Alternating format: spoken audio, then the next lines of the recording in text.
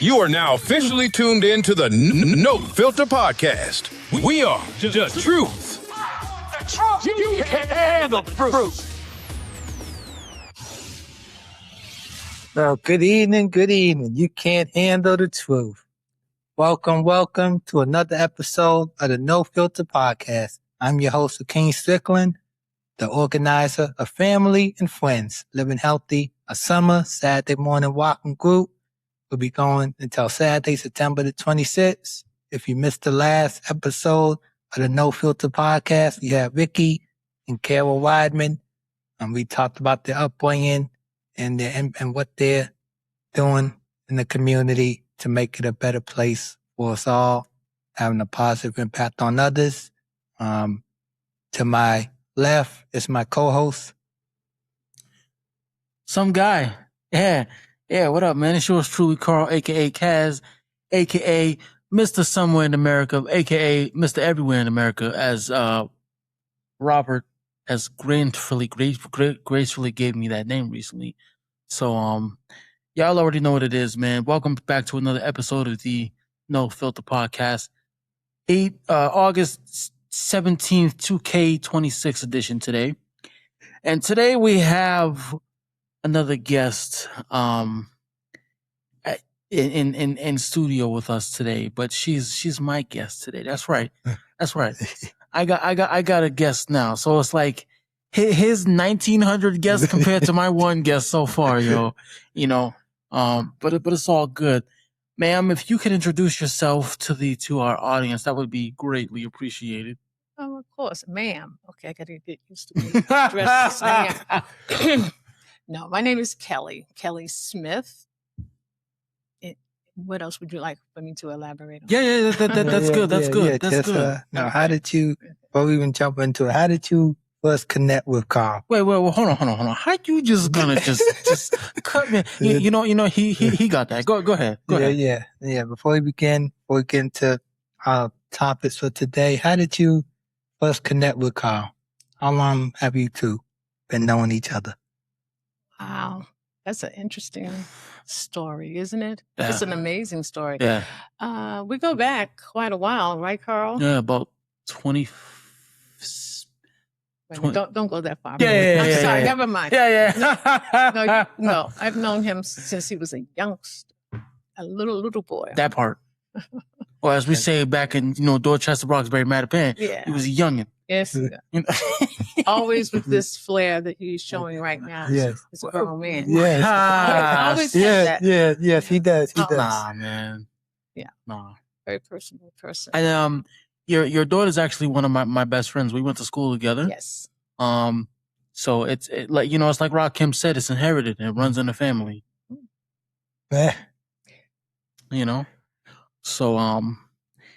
So listen, thank you for coming on today. We really appreciate it. Tell us a little bit about you and who Miss Kelly is and your what you bring to the table.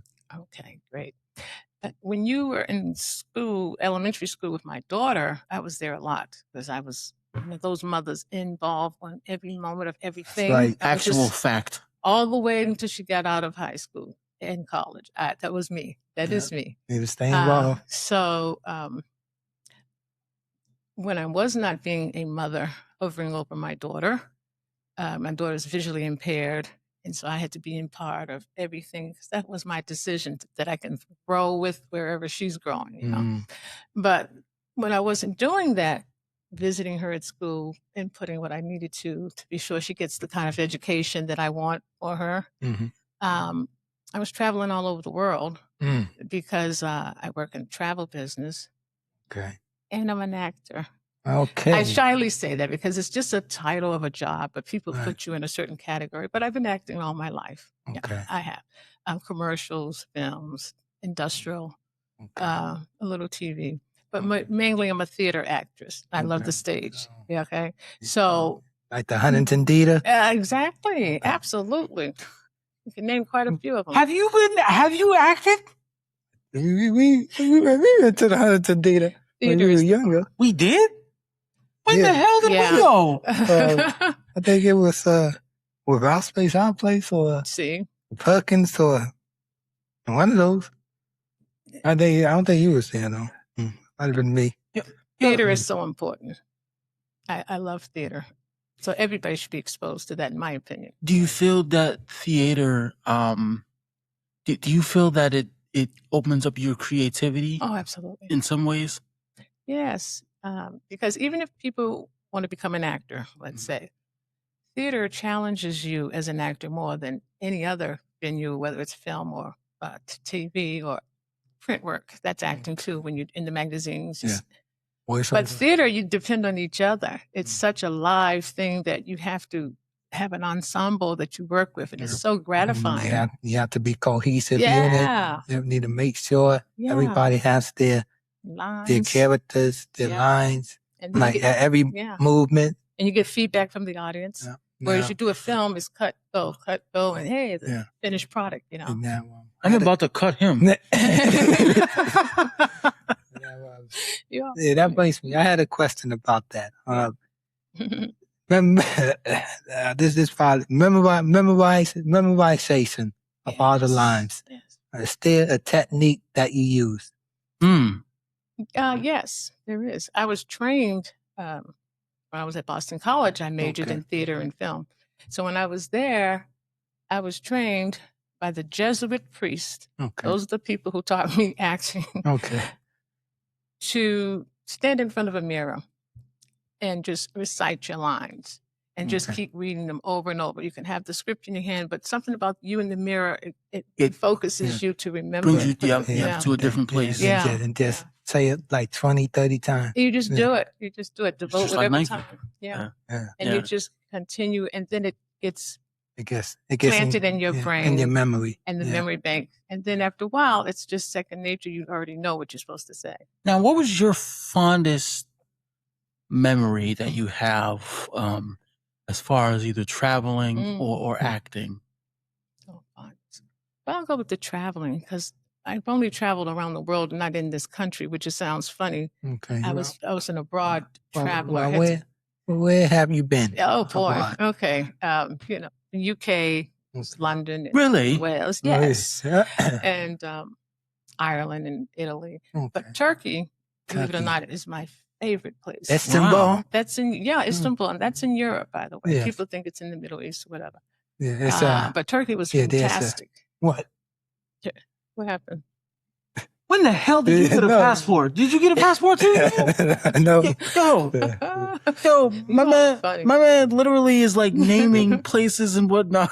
But you know what though? I think, you know countries. I was gonna say, I think since we've been in school, you know, all the, what do you call it? Like major cities? No, not even that. But like all the studying that we've been doing. You talking about geography? Yeah, geography. What was it? Oh, you probably.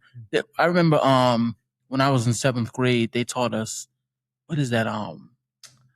Longitude and latitude and all that jazz. Yeah. Oh my gosh. It's all real. One of my first trips was to Alaska, and that's also my second favorite. And I mean, I saw icebergs, and bald eagles, and wildlife, and it was just like, wow, this is in America. Which is technically right on the border of Russia, however, but it is an amazing place. Now, what state or states are surrounded by Alaska? Because I know there's no, like I know, like there's no. The states that border. Okay, now you're gonna make me doing to geography. Come on, well, Canada, of course, is very close to Alaska, but here in the United States, you have to think of what's next to, as you drive up to Canada. Going up to Maine. Vermont, yep. I think Michigan's out there. Michigan, See, you already know. You're quizzing me. No, but the world is not as big as we think. That's why I always think people should travel and not just go by what you see in movies or other people's experiences. To really experience it is a whole nother thing, because you have to get out of your head of what your perception was. Then you're in reality. Or like other different countries and what it's really like. Being there. For instance, myself traveling, I was always typically the only African American, only Black person, right? But everywhere I traveled, I was worshipped. Okay. I was like, come here. It was like total reverse of what I'm used to in this country. And I was like, Yeah. what? And I'm with my colleagues, about 10 of us at a time would be traveling. And they would say, you. And they call me ahead of the whole, of my group. boss. Yep. I was always, and I wasn't the group leader. I'm just Yeah. part of the group. But it carries a lot of weight abroad. Everywhere they really respect, they respect the Black woman. Do you ever Sorry. do you ever feel that It's wonderful. do you ever feel that like the more traveling or the more you do, the more pressure gets applied to you, not in a negative way, but like, people respect you and you're going to get called at some point. So it's like, let me just, cause you know what's coming. Do you ever experience any of that while traveling or while acting? The pressure of what? I'm sorry. The pressure of, like knowing you're going to be called on stage or knowing that someone's going to want to talk to you in 20 minutes, tops. Yeah. Yeah. I think that's true in the very beginning of my career, let's say, because I've been doing this for so long now. Now it's secondhand, just like anything you do, you get used to it. But in the beginning, you feel a complex. Even when I came in here, I was like, okay, is here okay? Or how do I look? So it's a complex for a minute because eyes are on you. Then you got to speak. So I'll say you're self-aware. Yes. Yeah. And you have to have a level of confidence. I was going to say, do you feel? Yes. What's your state on actors and actresses today? How do you feel that they? Do you feel like acting has always been the same? Has it always been, or do you feel like it changes over time? Acting is always the same. True actors, I don't care what generation we're talking about, always the same. Because it's a different medium than anything. You have to really you have to almost be meditative. You got to go deep within and not be yourself anymore. It's a real thing. You can't just pretend I'm this person. You got to really dive into you got to really find that character. Into your character. So it brings out emotions. It brings out things you're not aware of yourself. It's just like you really are exposing it. You got to dig deep. You do. And it's a beautiful thing, though, maybe because I love theater and acting so much.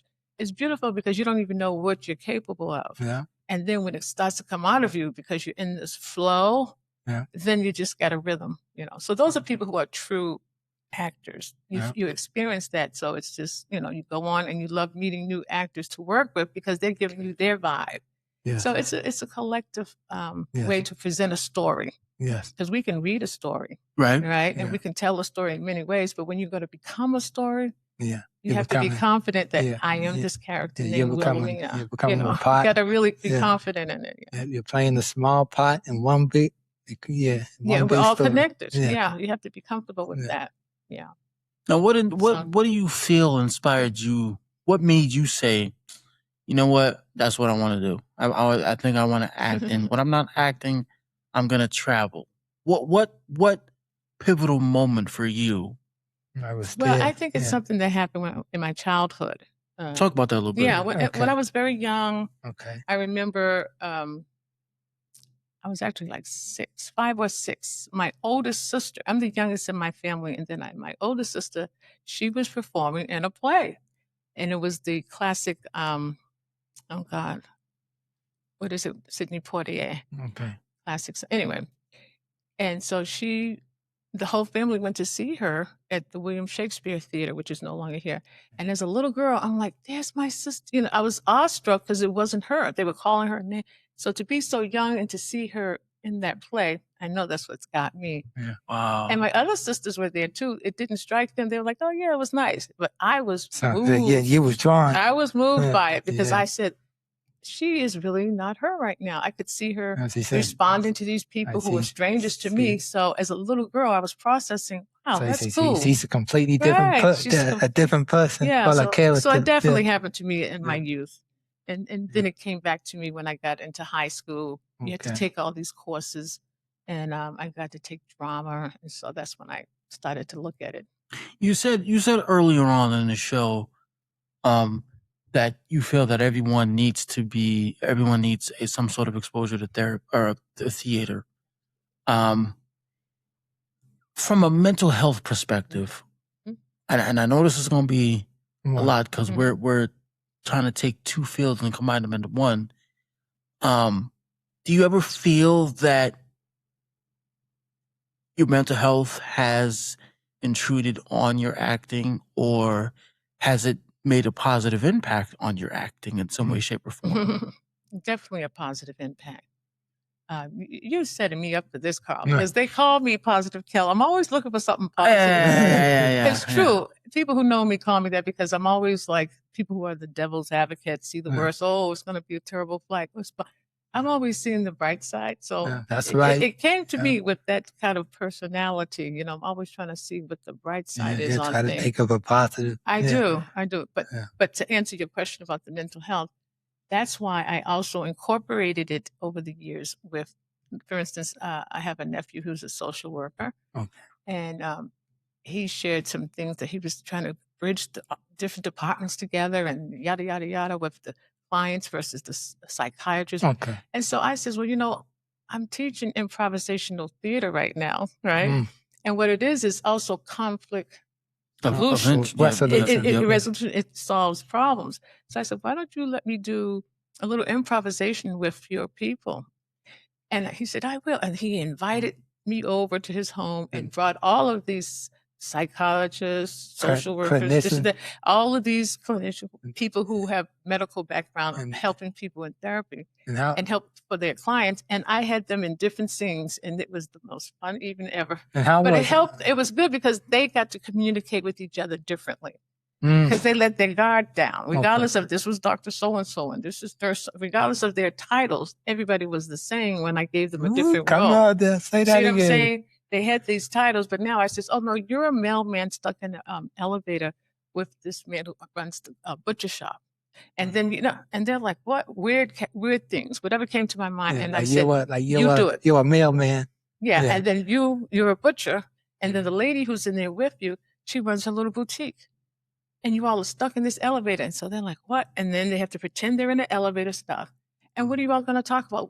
Who's going to say what? Who's going to say the first word? And I said, there's no wrong here. Anything you want to say, you say. You say it. It's free flowing. Because you're stuck in this elevator with these two strangers, the three of you. And what are you all going to do? And then after a few minutes. It's free flowing. Boom. Yeah. Because they want us to say, well, let's get this started. And once they got it started, they reached in and started saying things that they probably wouldn't say. Nothing terrible. Right. But the whole point is there's many ways to communicate. Yeah. You know, and I took them out of their familiar, which is their... Get them out of their comfort zone. Yeah. And said, go for it. And so that's why it is a level of therapy with it as well. Because you have permission to leave all the drama or whatever you're dealing with. I don't have to face don't think about it for you don't have for to a think moment. About it. Yeah. And then it becomes enriching because you're taking on another persona and suddenly you're in another world of conversation. Mm-hmm. So it helps in a lot of ways. You know, that's just how I feel about it. I know that in mental health, we have obviously, I'll be the first to say it right now because this is No Filter podcast. So, you know, I'm honest. You know, I went through some things in my early 20s, and I promise, man, as the episodes go on, I gotta talk to this guy off air and off camera because I'm ready to start diving into some real in-depth. That's what I'm on.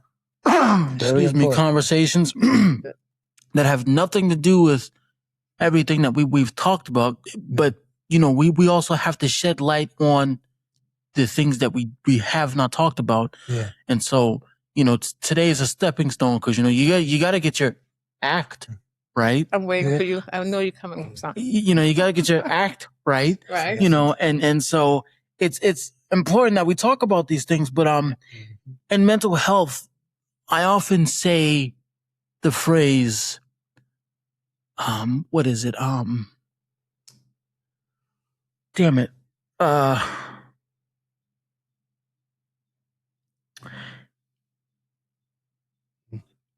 Reality versus perception or distorted reality. There's the reality and then there's perception. Yeah. Mm-hmm. My question is, and I got it now. Mm-hmm. When do you turn it on and off? Do you know how to actually do that? Like, like. That's a good one. Okay. That's a very good Yeah, question. and acting. Yeah. Yeah. The reason I like that question, because a lot of people don't ask me that. My friends, my family, people I work with. But that's a good question because there is a distinction that you should and have to, turn it on and off. You have to put one hat on and another and all of that. And I have to go back to that meditative feeling again. I look at acting as part of meditating. You kind of have to get centered and understand. And this is part of the mental health thing too that I think is important, because when you're centered and you understand where you're coming from and who you are, everything starts with self, you see? Everything starts with you. self. And it goes out. Yes. Yeah. And so then that's where you build your confidence too. Yeah. So to turn things on and off, you just say, okay, I got this, and I'll do that then. You have to tell yourself that, in other words. Right. And then follow through with it. But it takes time. Everybody's different. Everybody's experiences are different. So you're influenced by your experience and how you were raised and what you've been dominantly around. My whole family, they're a bunch of creative people. So therefore, it's natural for me because my grandmother from Virginia, she taught slaves how to.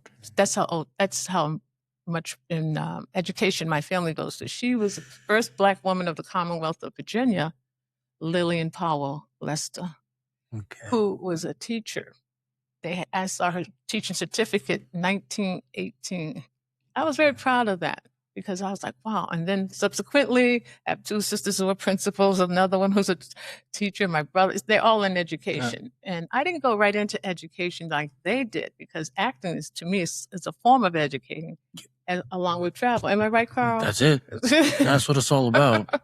And so, teaching is, we're being taught every day. I'm learning something every day. Every day. Yeah. Oh, yeah, you can never stop learning. I was just, get off my head. See, that's that Smith talk. That's that Smith talk. You got to be open to learn. Yeah. Learning is growth. Yeah. So you really big into this acting, man. This things of that nature. You said you've been on a few commercials. Yeah.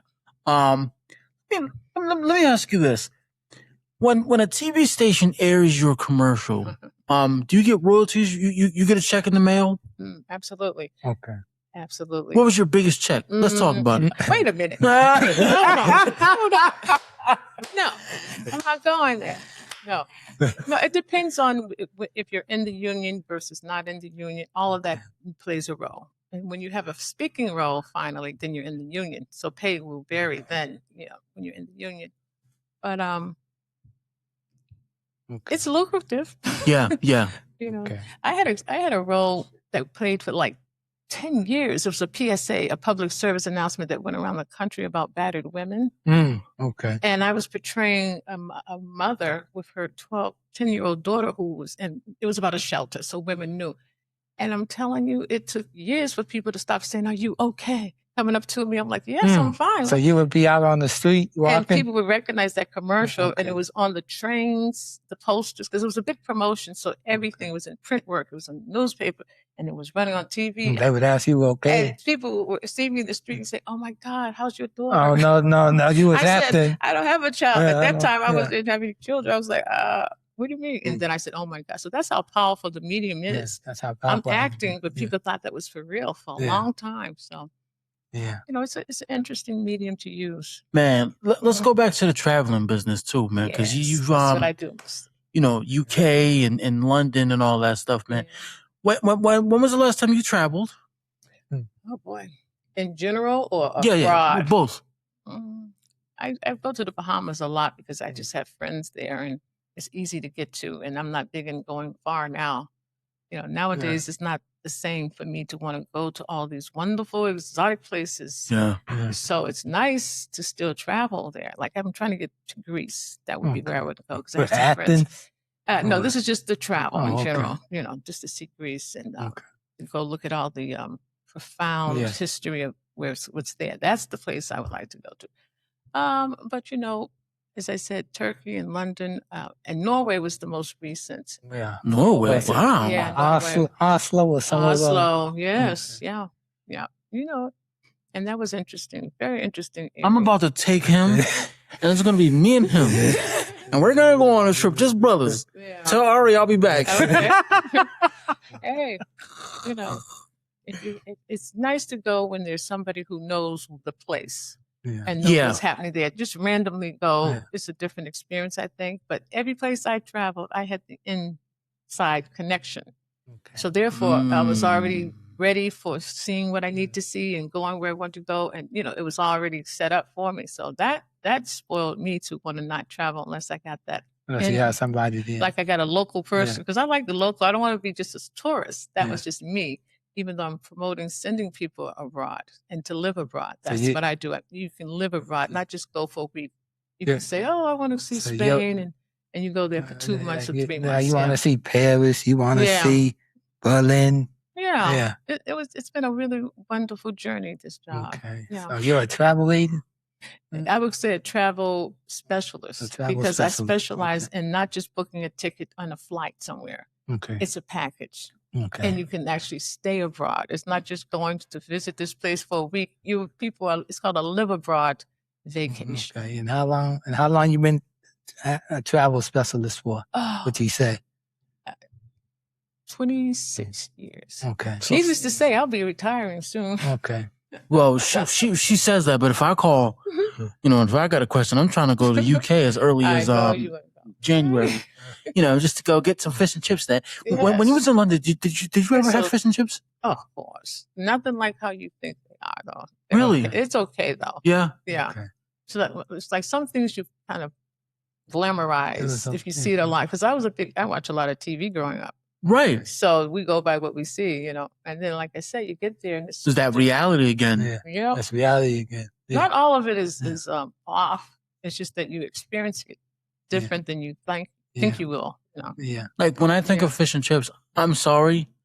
Maybe it's because of, we've been here for so long, but like Boston has some of the best places to ever have fish and chips. We all do that. Like I don't care where you're from, what part of the country you're from. You come to Boston, you come to 617, you coming up top. There you go. Listen, man. The best seafood is here, no doubt. Listen, man. Maybe it's because we're in Dorchester right now, but shout out to Nick's Pizza and Seafood.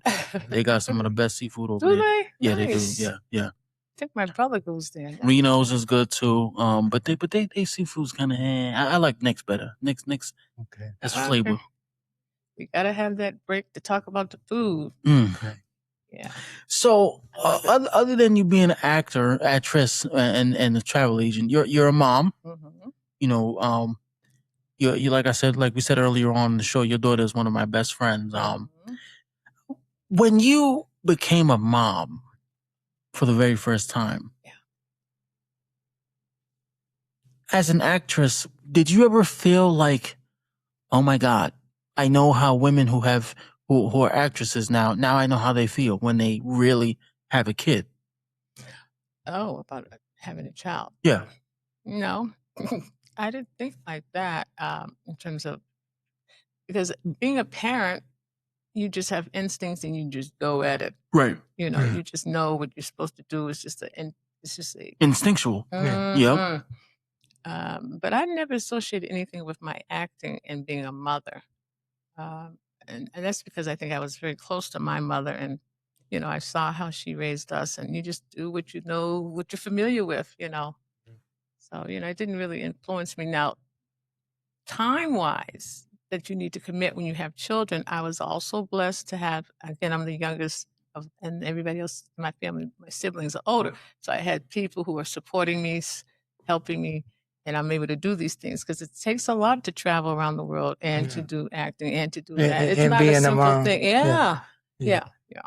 And so support is always welcome. And everybody should ask for help. When they need it. When you need it, just say, oh, I need some help. Or what should I do? I had never hesitated, and and that's what's happened with me. I just go for it and ask for help where I need it. One of the things that I love about you, even with a half a heart that I have, you're passionate and it just rolls right off of you. And you put your love into damn near everything.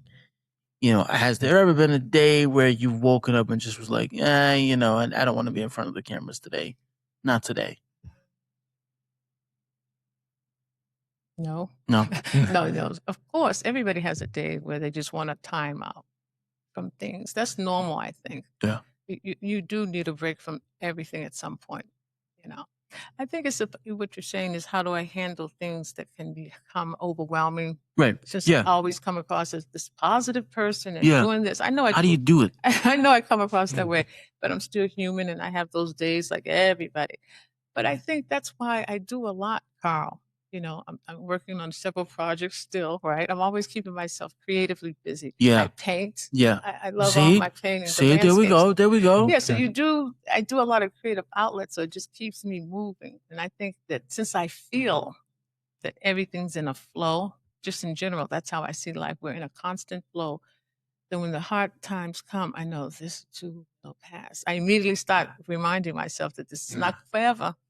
You can do this, and I let the flow be part of my focus, and so I keep it moving. I think that's what's really hard about today, is that there is I don't know, man. Like that, there's something about being a creative being, a creative person. But then it's hard, man, because again, I swear I've been saying this for the last 2 weeks, and I'm about to say it again. But everything is so oversaturated. When you look on TV, man, you can tell Jerry Seinfeld hasn't even recited those lines. He hasn't even read his scripts, but he know what he's gonna say next. I've been watching a lot of Jerry Seinfeld. Have you now? Yeah. Because his acting is Jerry Seinfeld. Wow. classic. Yeah. A lot of black folks don't really like him. I don't have a problem with him. Yeah, me neither. Yeah. Me neither. But you know what though? I think I'd rather him more or less over Kevin Hart. Okay. Because I think with Jerry and most of Jerry's people associated with Yeah. Oh, my bad. This is No Filter Podcast. I can say whatever I want, right? So, I can say white folks. And I just think that their acting or their comedy it goes down a lot smoother than what we have in the black community as far as actors, actresses, and what we talk about as far as our struggle. But even still, I still feel in my half of hearts that there's this need, this constant need to keep going, keep creating, because of the type of world we're living in today. Yet we acting like we don't face burnout. We acting like we don't get tired. You're talking about we collectively as black folk? Or creative beings, Oh, for that matter. being. Okay. I don't know about you, but for me, sometimes I get like that. I know that when I'm in a creative space, it's weird. Like, if I'm not in a creative space, I become very irritable. Okay. That's just me. Now, you and probably 1,600 other people might say, you know what? Yeah, I might feel that way on this day, but on that day, nah, I'm good. Because like you said, you have that meditative, you go into that meditative It state. keeps you grounded and Right. centered, basically. Right. Yeah. And when I'm not in the creative space for a while, depending on what I'm doing, I'm just like, I need to create something. Yeah. He knows. Yeah. He's seen me go through ups and downs. We both go through it. Yeah. But that's part of life, man. It is. So do you have any advice for any young women, especially? What would be your advice to young women as if they wanted to get into acting? Oh, specifically that. Yep. Okay. For young women, because I work with men and women, boys and girls. Don't worry, we're gonna get to them too. No, that's a relevant statement to say it like that, because women and men have to be approached differently for most things. And so for females, everything starts with self. and confidence. That's the first thing I have to tell you, because the number one thing I learned when I was studying acting and theater and all of that is be prepared to be rejected. And I was like, what? Rejection is part of your life. Yeah. And it's like, really? So you have to understand that every no is a yes.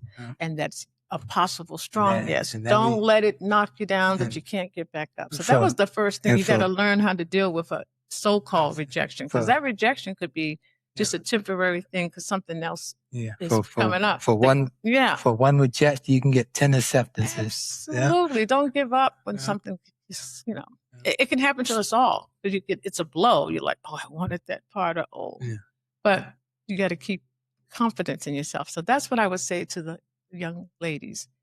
Whatever you're trying to do, figure out exactly if this is a medium of a job that you love, acting, or is it just the fancy, the glamour? Because there's a lot of glamour associated with it. But you got to be clear what you're in this for. Right. Talk about it. Because if you really want to learn and grow, you're going to go deep and understand the real art of it. Because it's a job, it's a career, but a lot can get lost with girls. So I tell them, okay, you look good, everything's fine. Now let's go deep. What do you feel? Keep bringing it back to yourself, because self-worth is the key. So I would start that with the girls. What about men? Actually, it's the same thing. I would give them self-worth, but I would approach it a little different because, okay, I'm going to say it. Men have an ego. And the ego is real. We all have egos. Let's make that clear. Do we? But you all kind of really lean in on your egos a heck of a lot more, which we understand. That it's wonderful. It's wonderful to know how women are wired and men are wired. But you've got to face that ego is there with the men. So I have to address the ego, give you a nice little compliment. I say, in the beginning, so that you can have your guard down and be ready. And then, and that sounds terrible to say, but it's true. It's my experience. Men have this ego, and it's not a negative thing when I say that. People think, oh, you're men bashing. Oh, heck no. Not at all. Men understanding. That's all I'm doing. But look at where we are today. You do the same thing. Look at where we are today. Why? You can't say anything to a man or a woman without anyone feeling offended, getting offended, or thinking negative thoughts. And notice, I have a negative interpretation. Yeah. And notice, people, I said men and women, not males and females. I cannot stand those two words, like woman, because you don't like males and females. No, so a little caveat with me, right? Okay. Maybe it's just me. My last two relationships, they turned me all the way off. And I'm saying it off with the Brooklyn accent. You sure did it. Because my first to last, she was always referring to men as the N-word. So we got that. The last one, she just constantly keeps saying men and females and males. So what I do now is I'm like, you're a what? You're a what? And it's to get you to kind of like go back to center. You're better than that. You're better, but what? People gonna refer to themselves whatever they refer themselves. Yeah. Ain't nothing you can do about it. That's what they want. That's not true. There is something you can do about it. Yeah. You see this finger?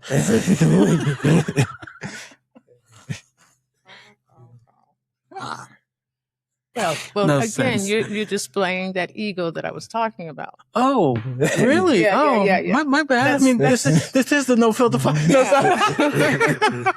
You feel that way. It takes a lot of experience to know how to go with the opposite sex, male and female. It takes some time to understand what to do, not to do. It's not cut and dry. You have your experiences over time. So even if two are similar like that, you may have 3 or 4 that hits it just like you want. That's how life is. Let me ask you, because you touched on something that was very key, and I like what you said about being rejected. Have you ever had a bad experience being rejected? Like an acting or... Generally, acting. I remember I wanted to play Lady Sing the Blues. What is her name? You can see I'm getting older because I can't even come up with names that we all should have rolling off our head now. Billie Holiday. Oh. So Billie Holiday, they were doing this play, and I'm like, oh my God, I would love to, because I sing as well. And I'm like, okay, what song should I do? And, and I didn't know what song to do to rehearse at the rehearsal. I mean, at the audition. And I went with two of my other acting friends because they were hiring a lot of people. And when it was time for me, and I was watching everybody, but when it was time for me to go up there, I choked. I was like, ooh, I don't want to sing that song after all. Because, she had so many songs. And that song, the moment I got up there, it hit me. I don't like that song, though. But I wanted to sing a song that I knew they would be familiar with. But that song was sad and depressing, and it was going to put me in that state. So my voice did not carry it because I wasn't confident. I wasn't confident enough to sing it. And I wish I had approached that one differently. I probably would have gotten in that play. Okay. That hit me hard. Preparation is important. Yeah. And that's almost in any field. Yeah. Ladies and gentlemen, if you are just now tuning in, you tuned into the No Filter podcast. We have Miss Kelly, aka Positive Kel. I got it right on the first try. Yes. You did. Yes. You did it. Yes. You did it. And this is what it is, man. I will say that being around you, your aura is extremely positive and welcoming. Yeah, I see that. I see that you're grounded. Yeah. Well, I love my people. I'm sorry, I do. Yeah. Man, we love you, and that's what it's all about. I love you. Being able to reconnect last summer was a positive moment. That was fun. That was great. Can I mention something about that? Yeah. Okay. Carl said he was best friends with my daughter growing up when they were young, and so it was about 15 years that we knew nowhere. We had no idea where Carl was, and my daughter kept saying, "Oh, where's Carl? Where's Carl?" I says, "I don't know," because she was in contact with other friends during that era that they were all together at the school. Murphy Irving. Both the Murphy and the Irving and Perkins. They had a little experience in all of that, but the point is, we were on a mission to find him. Oh, okay. So I reached out to Miss Besson. He was MIA? I reached out to, in our life he was. Okay. It just hit us that she was still in contact with people out there looking for you. And I'm like, where is my brother? Where is he? Where's my kinfolk Smith? He's a Smith. Yeah. Like, and we really were hyped. And fortunately, we did connect and find. It was my place, my space, I think. It was actually, no, because Ari sent me a message on LinkedIn. Oh, gosh, my daughter's deep. She really was determined. Yeah. She hit me up on the LinkedIn joint. Yeah. Then that's how that moved. Oh, yeah. So shout out to folks over there at LinkedIn. I know. LinkedIn's getting a shout out tonight from No Filter Podcast. So, it was a thrill to reconnect. It was a big union. We had a big gathering, a big party, and a lot of food, a lot of celebrating. Yeah. We were just so happy. And I brought them around, the family, big celebration. It was just a glorious reunion. And we ain't letting him go. No, don't let him go. Look at his personality. Come on. Hey, you got reconnected. Yeah. And he's got a winning personality, top shelf. Yes, he does. Modest at his finest. Yeah, and that goes a long way. Yeah. So listen, you have anything else you want to say to folks? Yeah, it's your show. I'm just happy to be here. It's nice to be part of. It's nice to be part of this kind of setting, especially with my background. Yeah. I'm dabbling in doing a podcast right now, and it's going to represent all Black men. Okay. Oh, so in that case, it's called you already know. It's called Beantown Brothers Talking. Okay. And I played with that for a while 4 years ago, and now I'm bringing it back. Yeah, go do it. Because it's a different time. that post-COVID stuff. Yeah, we were just talking about that. Yeah. You see how that works, man? You see that? Yeah. Man. Yeah. And so now I'm very motivated as I sit here talking with you all. Man, it's been dope, man. And keep us updated on that podcast, man. Absolutely. you might want to get my man Tony Davis over there in the I'm background. telling You you. get him because Tony's got a story over there. Yeah, Tony has a story. Tony has multiple stories. I can actually. imagine. That's a good He Beantown looks like- brother. Oh, of course. Get me on there. Yeah, definitely get him on there. You know what I mean? That I'm part. already thinking That about part. that. Get those two guys on there. You know what I mean? Absolutely. And Everybody. everybody. There'll be something written to include that because if you're from Boston, Yeah. and you all are all from Boston, Yes. Nope. then you are a Beantown brother to me. And Okay. I want us to just tell our story because everywhere I traveled, they say, "Oh, there are Black people in Boston." I'm like, "What are you talking about?" And I want the message to be heard through my brothers, no matter what the topic is. So that's what my incentive was to start. It's fun too. It can be about the community. Yes. About how we impact, how we can be positive. Yeah. Sharing information. Turn his mic off. Why you guys say that? Oh. You all are fun. Listen, that's How did you all collaborate, by the way? I told you 2 weeks ago. I'm gonna have Carl do it now. Uh-oh. How did you collaborate? You all have didn't. good energy. I didn't. No, Bouncing Carl, off you each tell it now. I said it last time. because we went to school together, so we went to preschool together, you were. Wow. and then, so that was right before Ari, and then Wow. maybe so shout out to my guy Maurice over there. See, when I think of elementary school, I think of Ari. I can think of him. I think of Maurice. I think of What's Maurice Bright? What's his name? Bigby. Big Maurice B. Yeah. I should know that one. Oh, That's my guy. Ariel used to say that name a lot. But me and him, me and this pain in the behind, we've been friends for at least almost give or take a little longer, but just about since me and Ari have been friends. Oh, nice. But we collaborated from the little pinballs that they have at Chuck E. Cheese. I do recall. That's what formed our friendship, and I regret it 20 years later. Oh, 20 plus years later. Sadly. I'm gonna bring that to your attention in about another couple of months. You watch. I don't know why, but That's nice though. I believe it. With no script. With no script in hand, you know what I mean? Yeah. So listen, positive Kel, we want to thank you for coming in. We want to thank you for sharing your love, your warmth, your growth with us. You're currently still doing this, correct? The acting and the traveling? Yes, absolutely. Okay.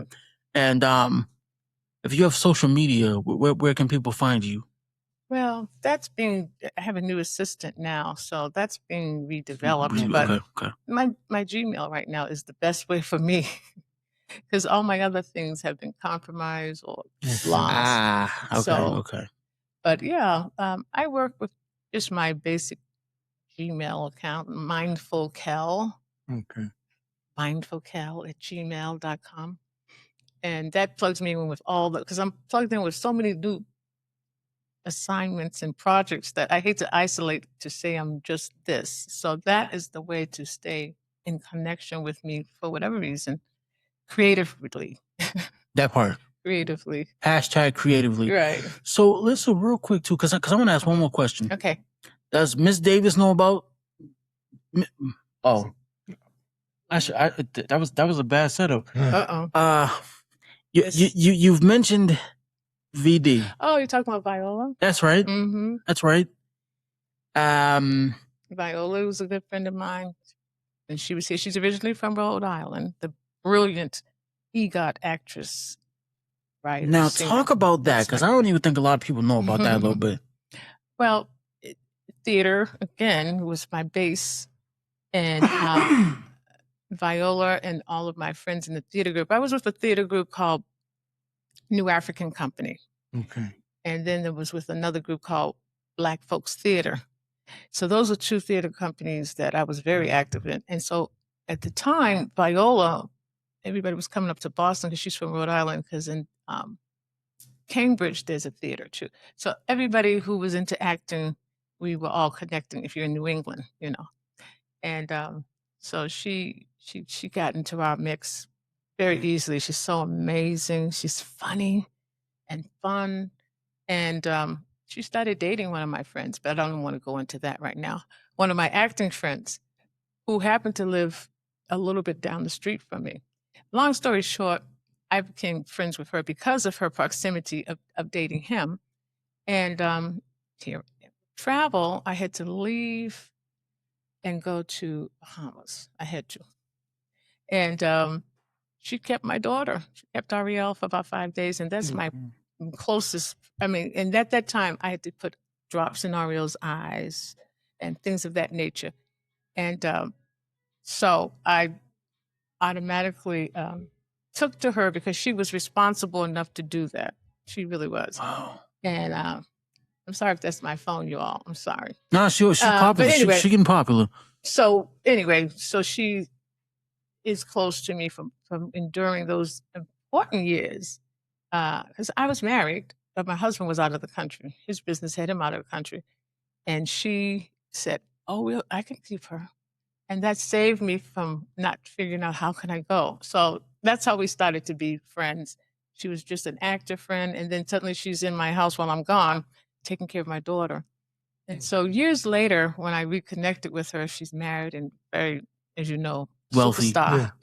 Yeah. And has her own production company with her husband.